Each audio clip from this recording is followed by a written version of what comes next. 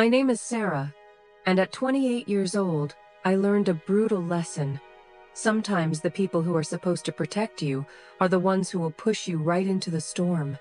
A few months ago, I woke up in the intensive care unit, tangled in a web of tubes and wires, utterly and completely alone.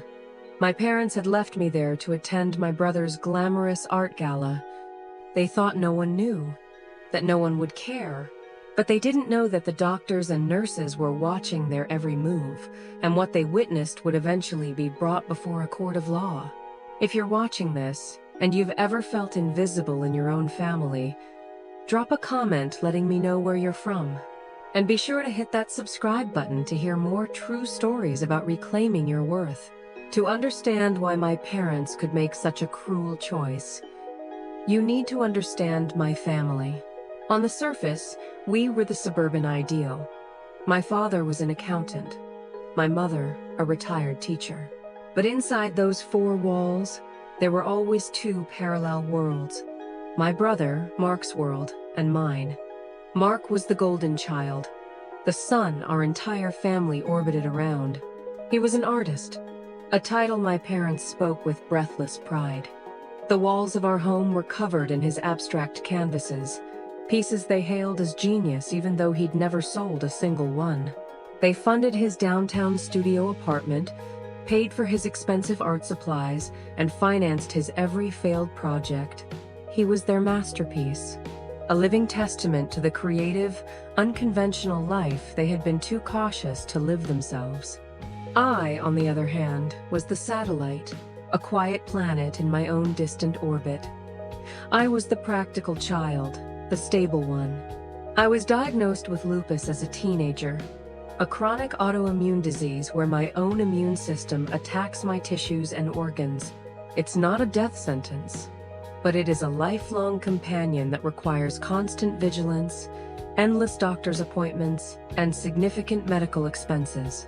Instead of viewing it as a challenge we faced together, my family saw it as an inconvenience, a blemish on the family's otherwise perfect record. When I won a full academic scholarship to a prestigious graphic design school, my mother's reaction was, "Well, that's good. At least we won't have to worry about your tuition with all those medical bills." There was no congratulations, just financial relief. The subtext was clear. My illness was a financial liability, and my achievements were valuable only in how they offset that cost.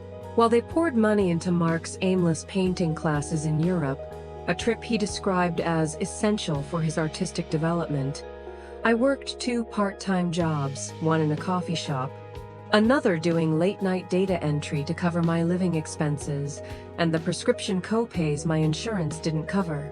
I graduated with honors and quickly built a career as a freelance graphic designer.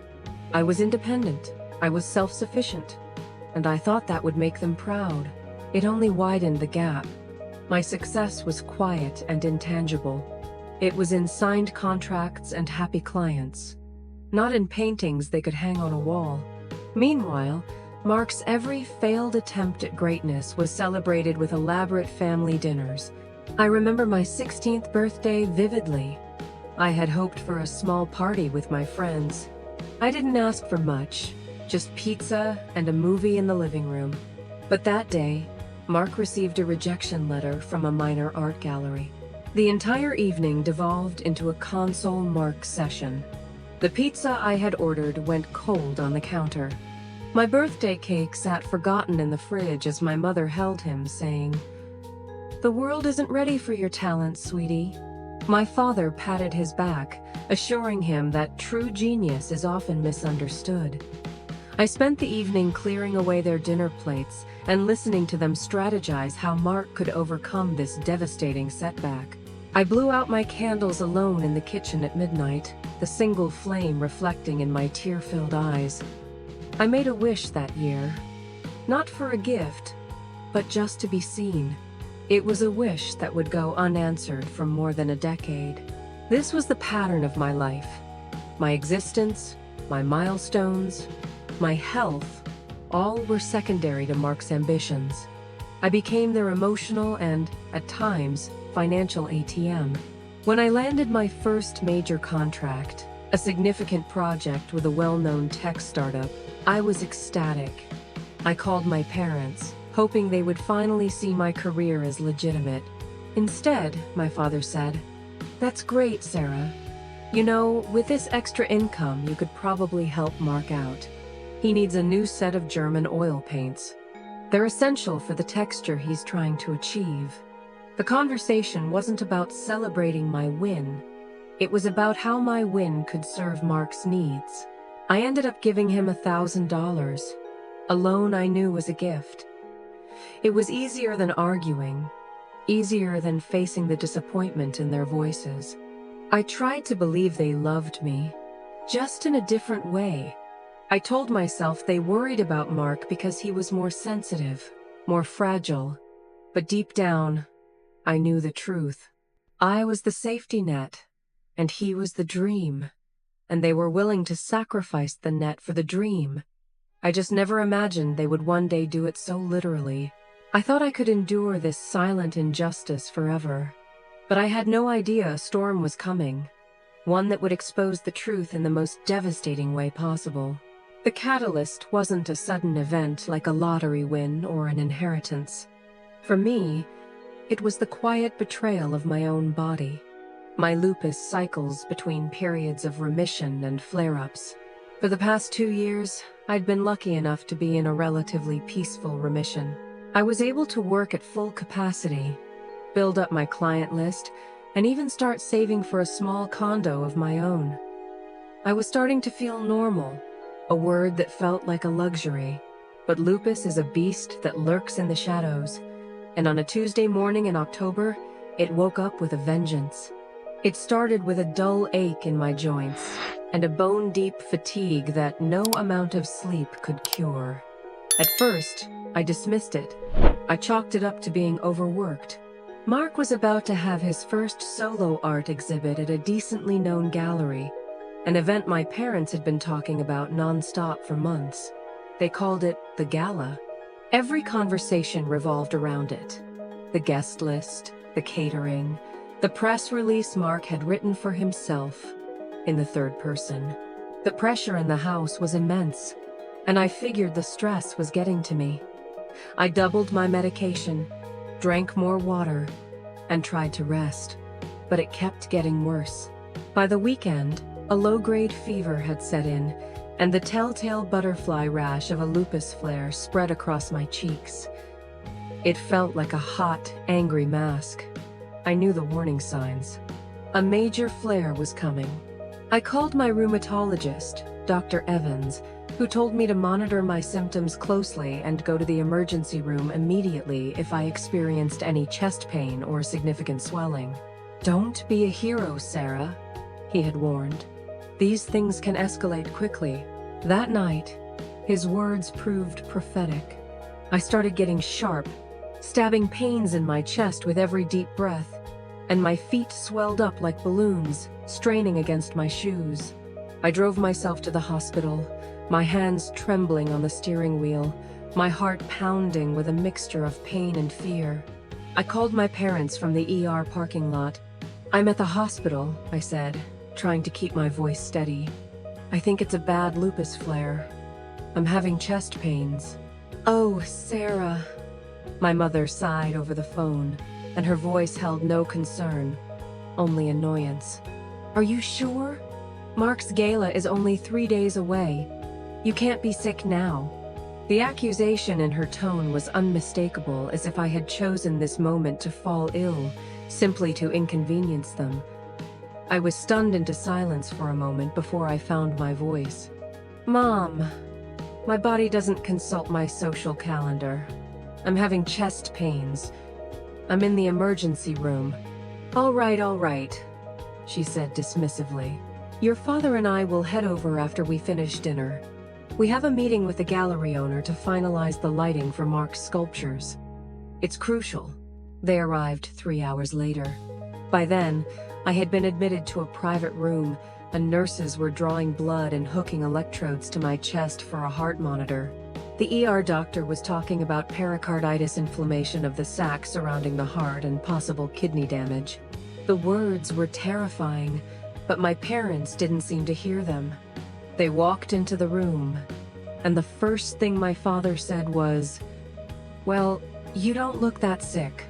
My mother was more concerned about whether I needed a new pair of pajamas, because this hospital gown is just dreadful. It washes you out. They stayed for 20 minutes. Most of that time they talked about the gala, how stressed Mark was, how many important people they had invited, the dress my mother was going to wear. When a nurse came in to check my blood pressure, my mother asked her, "She'll be out in time for her brother's event on Friday night, won't she? It's very important." The nurse, a kind woman named Maria, looked at my mother, then at me, and a flicker of understanding crossed her eyes. "Ma'am, our primary concern right now is stabilizing the patient. We're taking this 1 hour at a time." When they left, promising to come back tomorrow, I felt a chill that had nothing to do with my fever. This wasn't just the usual favoritism. This was an alarming level of detachment. I was in the middle of a serious health crisis, and to them, I was just a minor character in Mark's big show, a logistical problem to be managed. The storm had arrived, not just in my body, but in the very foundation of my family. And over the next few days, as my condition deteriorated, I would learn I was facing that storm alone. The next 2 days in the hospital were a hazy nightmare.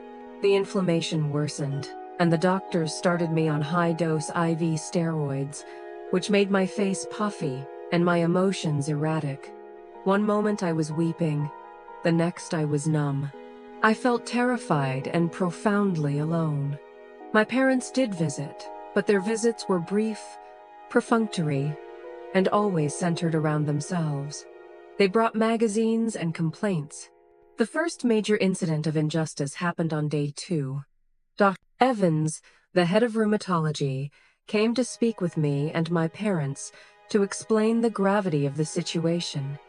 He was a kind, meticulous man who never sugarcoated things. "Sarah's kidneys are showing signs of distress," he explained patiently, pointing to my chart. "Her creatinine levels are rising, which indicates inflammation. We call this lupus nephritis. It's a serious complication. She'll need to be monitored very closely, and a kidney biopsy might be necessary to determine the extent of the damage." He looked directly at my parents, his gaze unwavering. "This is a critical time. Emotional and physical support from family can make a huge difference in her recovery. She needs to know she's not alone in this fight." The moment Dr. Evans left the room, my father muttered, "Doctors always make a big deal out of everything. They're just trying to milk the insurance company." My mother nodded in agreement. "Don't you worry, Sarah. You'll be fine. You've always been the strong one." It wasn't a compliment. It was a dismissal. It was their way of absolving themselves of responsibility. They were giving themselves permission to believe I didn't need them, because admitting I did would require a sacrifice on their part, and all their sacrifices were reserved for Mark. The escalation continued the next day. I got a call from Mark. I was hoping for a word of encouragement, a moment of brotherly concern. Instead, I got a request. "Hey, Sarah," he started, without any preamble about my health. "So, I'm in a bit of a bind.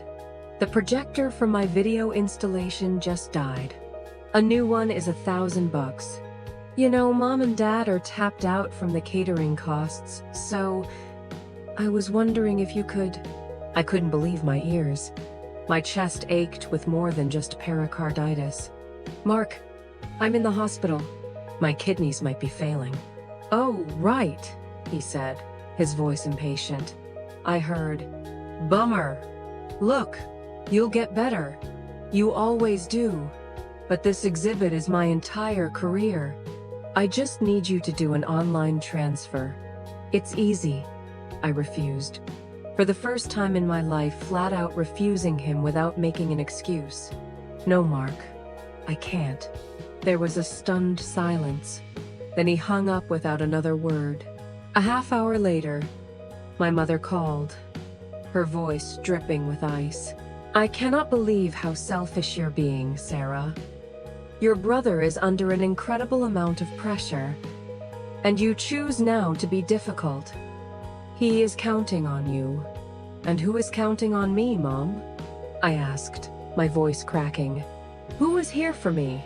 "We are," she insisted, unconvincingly. "But we can't stop our lives just because you have a little flare-up. You need to be a team player." That was when I tried to reason with them. That evening, during their 15-minute visit, I tried to explain how I was feeling. "I'm really scared," I said, my voice trembling from the steroids and the fear. "And I feel like no one understands how serious this island I need you guys." My mother patted my hand, a completely performative gesture. "We are here, sweetie, but you have to understand Mark's position too. This is the biggest moment of his life. We can't let your negativity ruin it for him." "My illness isn't negativity," I protested, tears stinging my eyes. "It's a medical reality." My father interjected, his tone condescending. "Sarah, you're being overly sensitive. It's probably the steroids talking. Try to have a more positive outlook. Stress is bad for your condition, you know." They were gaslighting me, turning my legitimate fear into an emotional burden I was placing on them. I fell silent, feeling an invisible wall of glass rising between us. The wake-up call came from an unexpected source. The head nurse on the floor, a woman named Miller, had been in the room checking my monitors when my family left.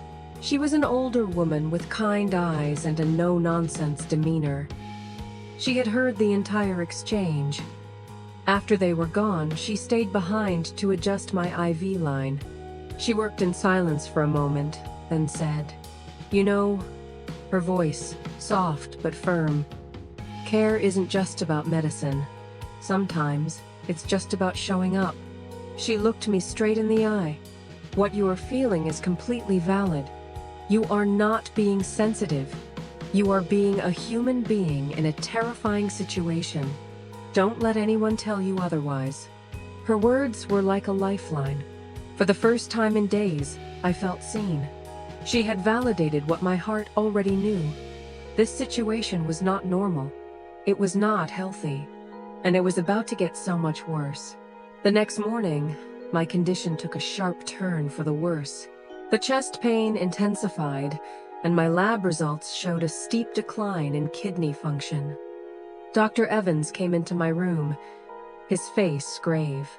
"Sarah, we need to move you to the intensive care unit," he said. "We need to monitor you more closely and possibly start dialysis. It's a precaution, but your condition is critical." The news hit me like a physical blow. The ICU. That was the place for people on the razor's edge between life and death. I called my parents, my voice breaking with fear. They're moving me to the ICU." There was a pause on the other end of the line. Then my mother said, her voice tight, "We'll be right there." But when they arrived, just before I was wheeled away, their panic wasn't for me. "The ICU?" my father said, looking at his watch. "But Mark's Gala starts at 7 tonight. We have to be there early to help him set up." My mother turned to a nurse. "Will we be able to visit her in the ICU? Are there strict hours?" "The ICU has a flexible visitation policy for immediate family," the nurse replied. "You can stay as long as you need." "Oh, good," my mother said with palpable relief, "because we really can't miss Mark's Gala. It would break his heart." I lay there, on the gurney about to be moved, and felt myself disappearing. They weren't just not seeing me. They were actively choosing not to. They were looking right through me, toward the stage lights and champagne glasses waiting for their truly important child. The final straw was about to fall, and it would create a flood that would wash away every last illusion I had about my family. The intensive care unit is another world.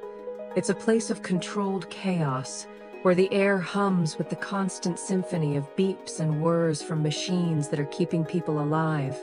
It becomes the soundtrack to your existence. Every breath, every heartbeat is tracked and displayed on a monitor. I was connected to so many lines and tubes that I felt more like a machine than a person. The pain in my chest had subsided thanks to the medication, but the fear had not. It was a cold, heavy presence in the room with me, a silent companion. Dr. Evans explained they were giving me a powerful immunosuppressant drug, a form of light chemotherapy, to try and halt the attack on my kidneys. The next 24 hours are critical, he said, his voice gentle but firm. Your body needs to respond to this treatment. My parents and Mark arrived at the ICU around 4 p.m. Mark was wearing a velvet plum-colored blazer, looking absurdly out of place in the sterile environment. My mother was fixing her hair in the reflection of the glass door, checking for imperfections. Hi, sweetie, she said, her cheerfulness painfully forced. You don't look too bad, all things considered. They stood at the foot of my bed, keeping a safe distance, as if my illness were contagious. They didn't touch me. The doctor said my condition is critical, I said, my voice weak, raspy from dehydration. He said the next 24 hours are important. My father glanced at his watch, a nervous habit that now felt like a punch to the gut. Right, we know. But the gala starts in 3 hours. We have to leave soon to beat the traffic. You're not planning on going anywhere, are you? The voice belonged to Dr. Evans, who had just entered the room for his rounds. He had a stern expression I had never seen before. The patient is in critical condition. She needs her family with her. My mother gave an anxious laugh. Oh, of course, doctor. We are here for her. But this is our son's first major art exhibit. It's his entire career. We can't not be there. It's a once-in-a-lifetime opportunity. The unforgivable act came right then. Dr. Evans looked at them, his gaze unflinching. Sir, ma'am, I don't think I've been clear. Your daughter is in acute renal failure. We are doing everything we can, but her condition is unstable. Being here is not an option. It's a responsibility. Her emotional state is a vital part of her physical fight right now. She needs to know she is not alone. Mark, who had been silent until then, scrolling on his phone, suddenly spoke up, his voice filled with petulance. Look, she's not going to die, right? She's a fighter. She'll pull through. But if I miss tonight, if my own parents aren't there for my big break, my career is over before it even starts. He said it so casually, as if discussing the weather.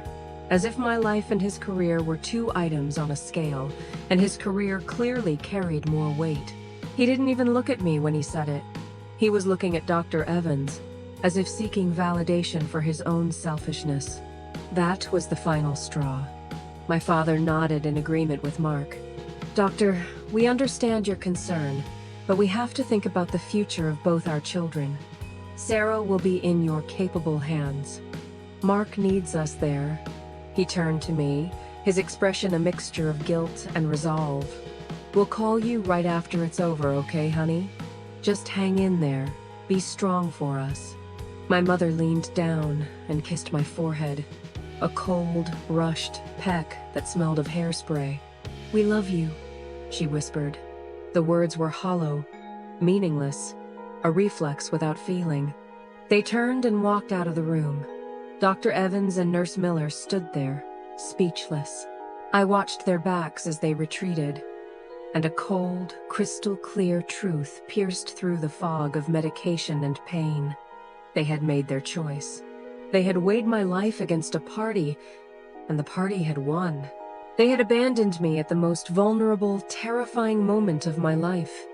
I lay there, listening to the steady beep of the heart monitor, the one sound that proved I was still alive. But a part of me died in that moment. The part that believed in the unconditional love of family. The part that hoped one day I would be enough. My awakening wasn't a scream of rage, but a terrifying silence. I saw them for who they truly were, and I knew that, if I made it through this, everything would have to change. There was no going back. That night was the longest of my life. Every beep from the machines was a reminder of my solitude. I drifted in and out of feverish dreams and harsh reality. In the moments of clarity, the image of my family walking out that door played on a loop in my mind.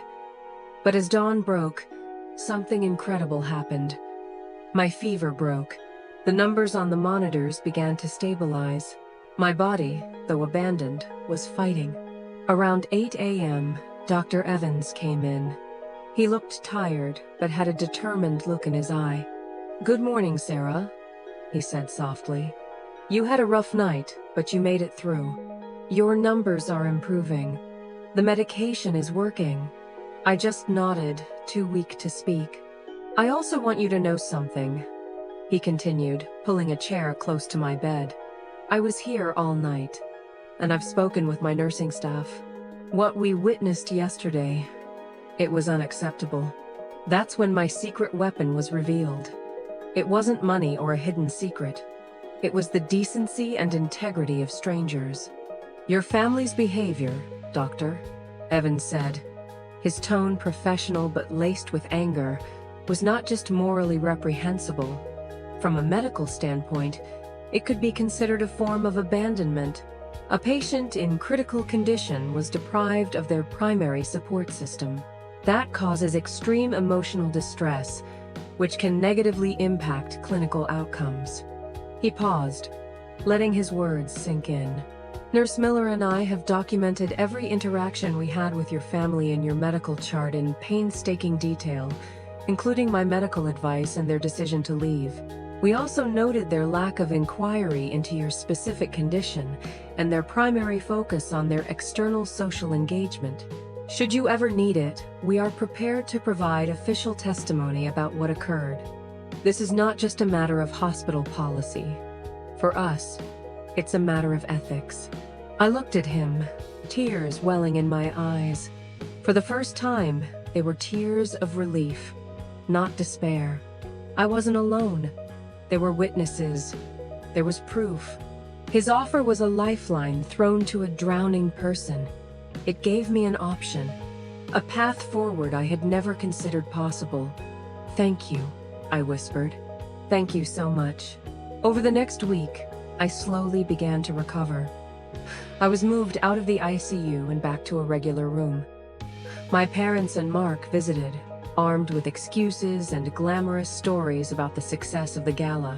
They acted as if nothing major had happened, as if their decision had been perfectly normal. "So many people were asking about you," my mother said. "We told them you had a touch of the flu.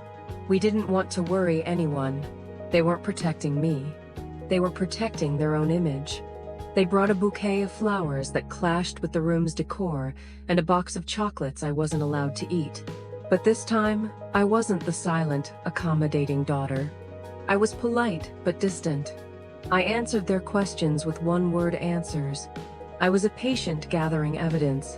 As soon as I was strong enough to use my phone, I started researching lawyers specializing in family law and medical negligence. I found one, a woman named Eleanor Albright, who had a reputation for being tough but compassionate.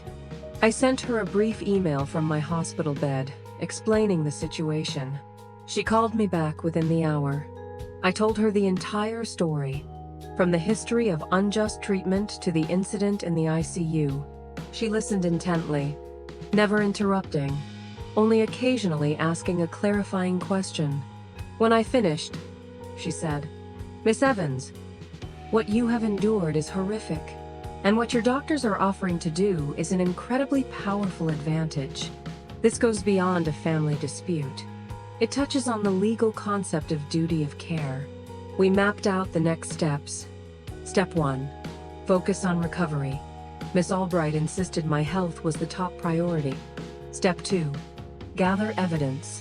She would formally request certified copies of my medical records, including the detailed notes from Dr. Evans and Nurse Miller.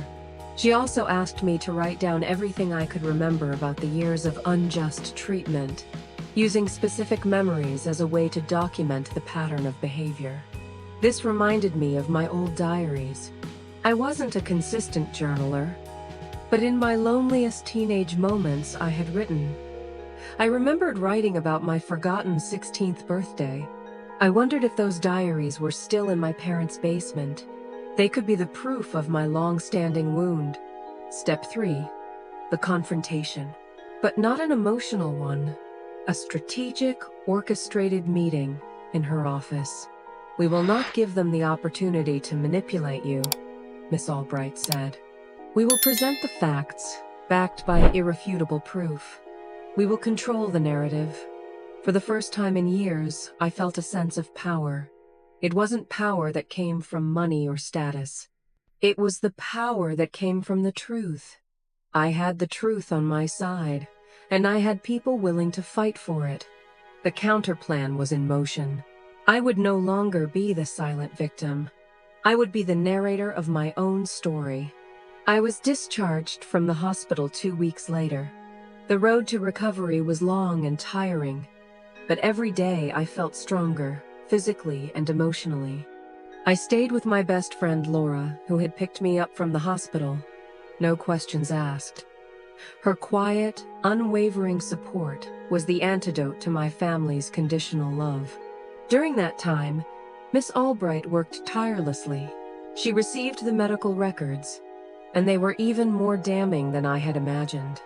Nurse Miller's notes described in detail the family's dismissive and unconcerned demeanor, while Dr. Evans's chart entry explicitly stated, "Advised family to remain at bedside due to patient's critical state."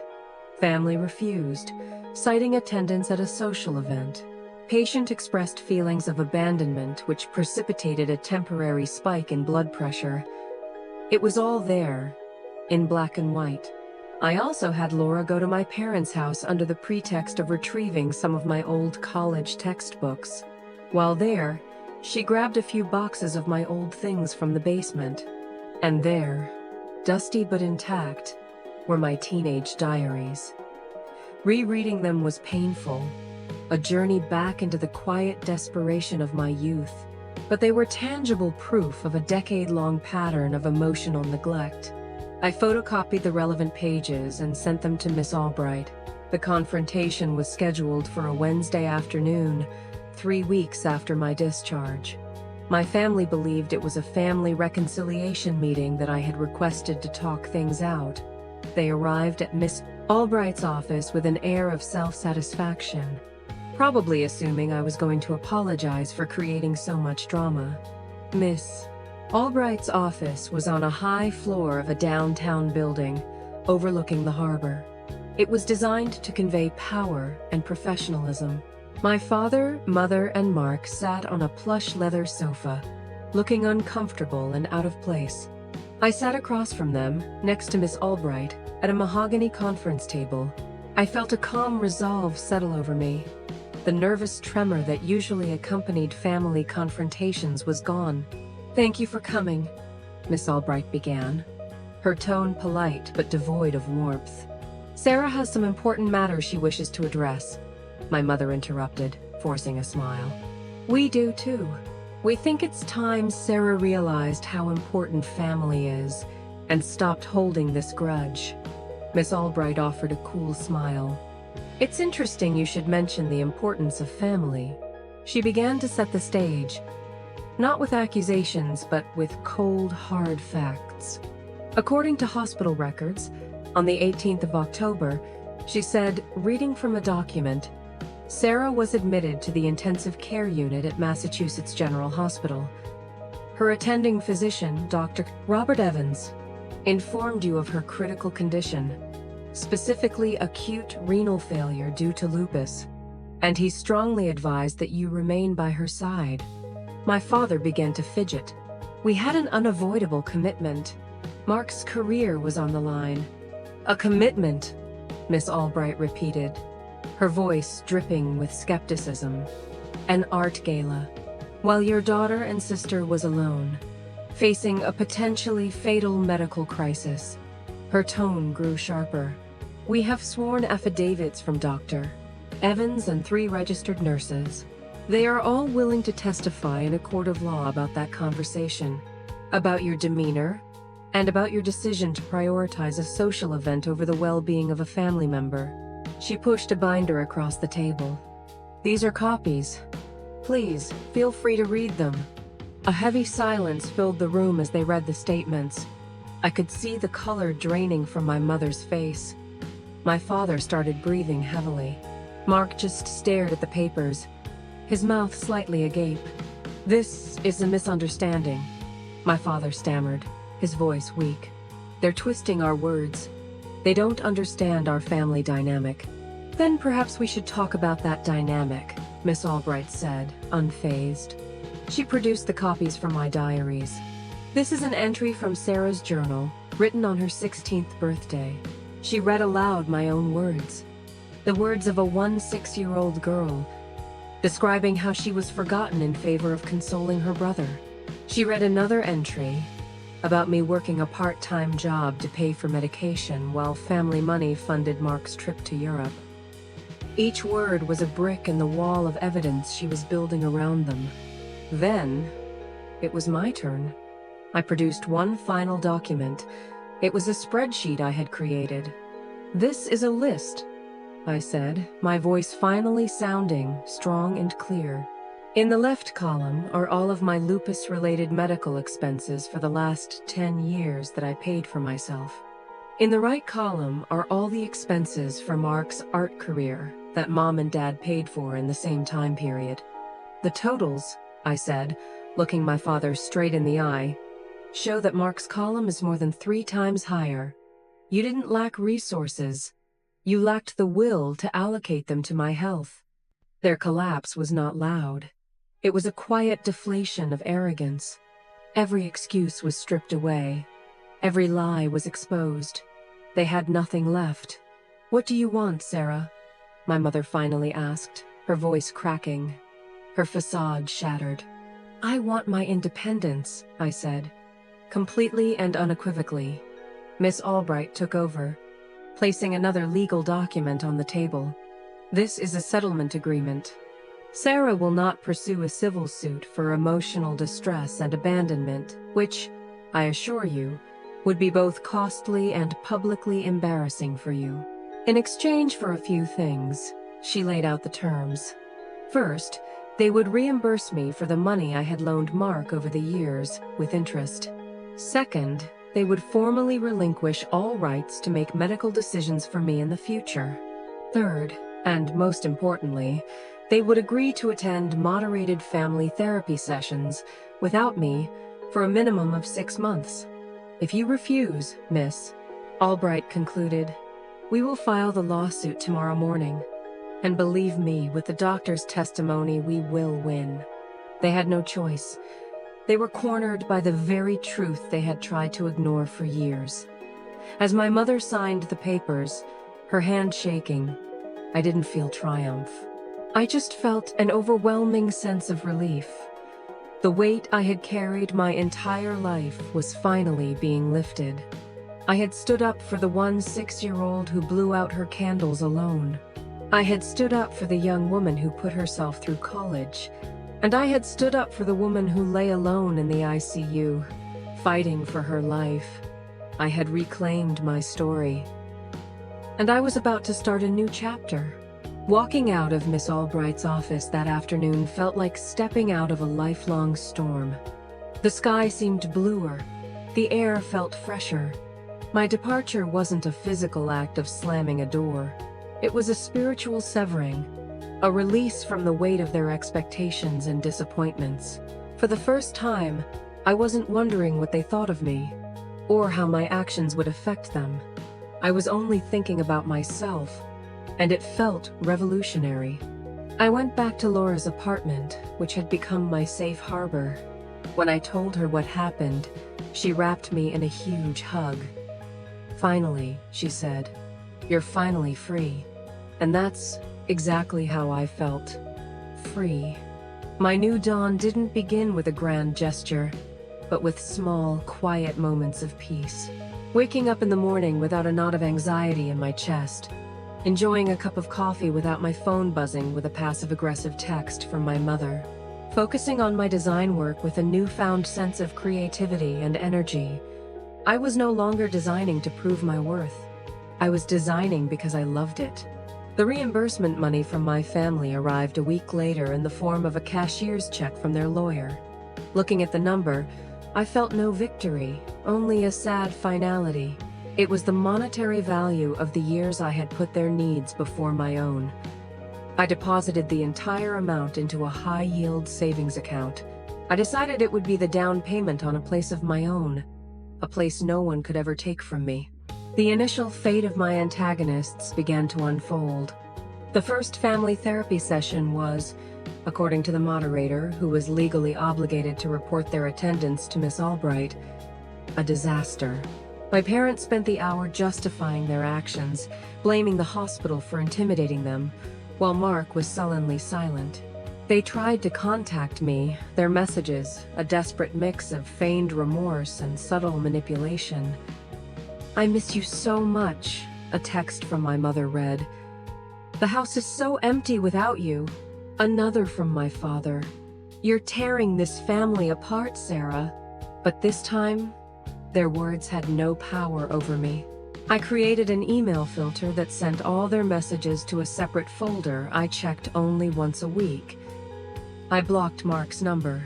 With the help of my own therapist, a woman who specialized in complex family dynamics, I was learning to build and maintain solid boundaries. I explained to my parents in a single, clear email that I would not engage in personal conversations until the therapy moderator confirmed they had begun to take genuine accountability for their actions. The silence that followed was both deafening and liberating. Meanwhile, I began my apartment search. Every weekend, I toured condos, by myself, with a sense of excitement and autonomy. I wasn't looking for luxury. I was looking for a place with good light, a place where I could put my drafting table by the window. I was looking for a sanctuary, a space that was mine alone. I finally found it in a quiet, tree-lined neighborhood, a one-bedroom with hardwood floors and a small balcony. The day I signed the lease, I felt a profound sense of accomplishment. My new life was taking shape, built not on the wreckage of the past, but on a firm foundation of self-respect and truth. The pain was still there, a faint scar, but it no longer defined me. Instead, it was a reminder of the strength I had found in my darkest hour. The dawn was here, and I was ready for the light. 10 months later, I stood on the small balcony of my own condo, sipping my morning coffee. It was a crisp autumn day, and the maple trees lining the street were a blaze of gold and crimson. My apartment was my sanctuary, filled with plants, books, and art that I had chosen. My drafting table was positioned right next to the large window. Just as I had envisioned, I was healthier than I had ever been. At my last checkup, Dr. Evans had marveled at my progress. "Whatever you're doing," he said with a smile, "keep doing it."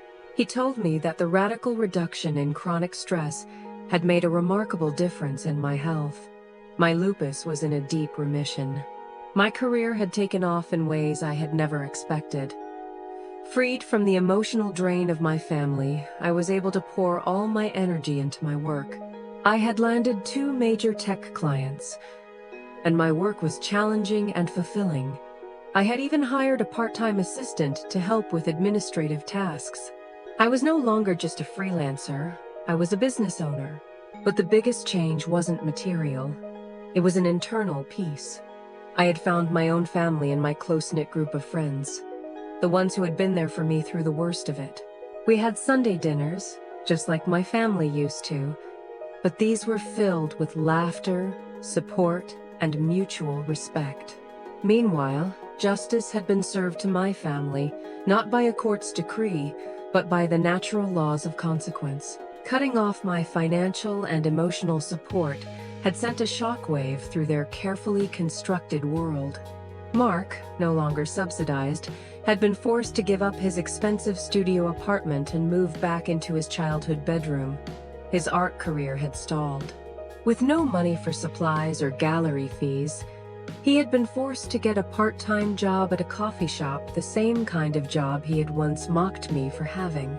According to a cousin, he was bitter and resentful, constantly blaming me for his stifled genius. He never did have another Gala.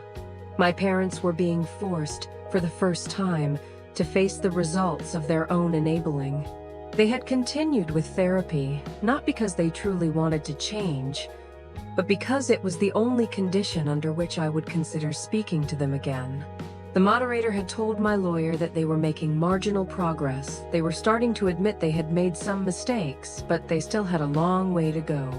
They had yet to truly grasp the depth of the wound they had inflicted.